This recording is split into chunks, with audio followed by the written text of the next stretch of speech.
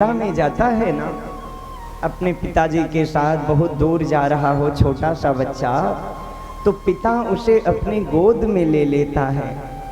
जब मेला घूम के आता है तो पिता थक जाता है, परंतु बच्चा नहीं थकता। बच्चा क्यों नहीं थका? क्योंकि वो बच्चा पैदल नहीं चला। ठीक उसी तरह माता रामो मत पिता रामचंद्र त्वमेव माता च पिता त्वमेव।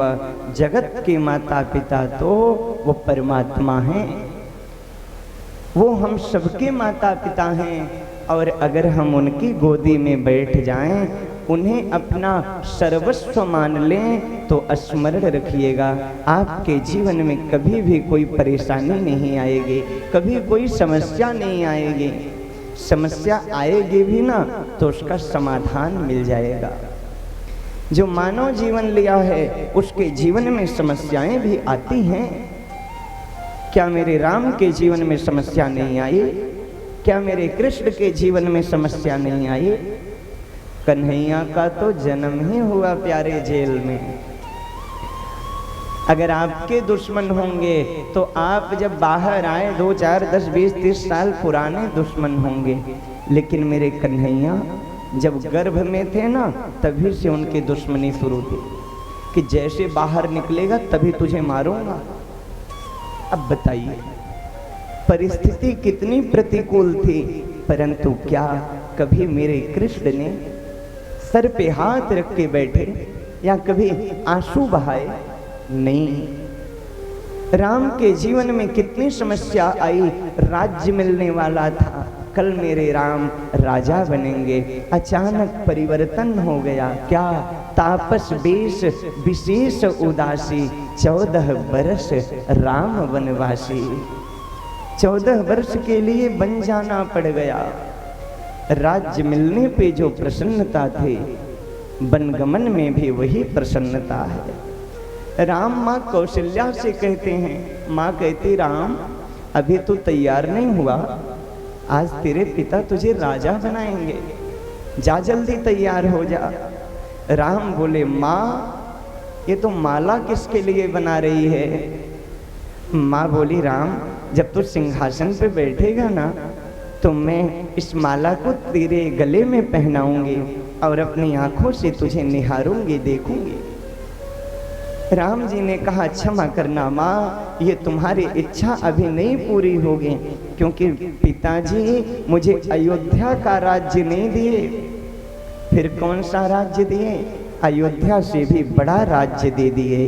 पिता दीन मोहि कानन राजू, पिताजी ने तो मुझे जंगल का राजा, वन का राजा बना दिया। माँ कितनी सुंदर शिक्षा दे रहे हैं मेरे राम जी कि जीवन में कभी प्रतिकूलता भी आ जाए ना, तो अपनी मुस्कुराहट को जाने मत देना प्यारे।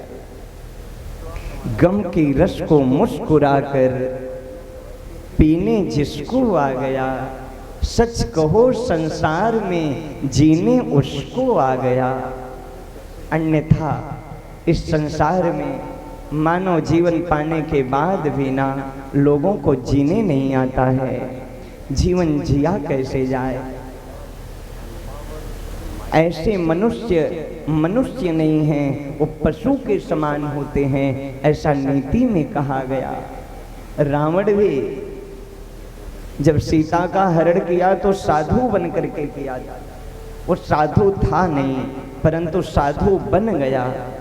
ठीक उसी तरह मनुष्य बने फिरते हैं, मनुष्य नहीं हैं। मनुष्य कौन है?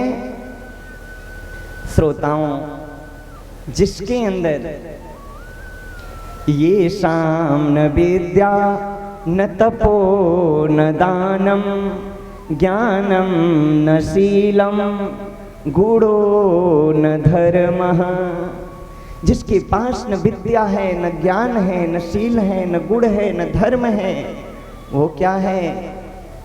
ते मर्त्यलोके, वो इस पृथ्वी लोक पे मृगस चरन्ति, वो मृग के समान यहाँ है, पशु के समान है।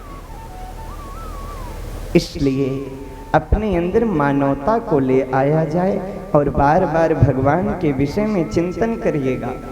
भक्ति कैसे बढ़ेगी? आज मैं आपको एक बहुत सुंदर सा सूत्र दे रहा हूँ। जन्माष्टमी विशेष की ये कथा है, तो प्यारे एक सूत्र लीजिए, भक्ति कैसे बढ़ेगी, गोविंद में विश्वास कैसे बढ़ेगा। जब कभी अकेले में बैठना, स्मरण करना कि ठाकुर जी आपने मुझे क्या क्या दिया है, क्या जो आपने मुझे दिया क्या सच में मैं इसके योग्य था।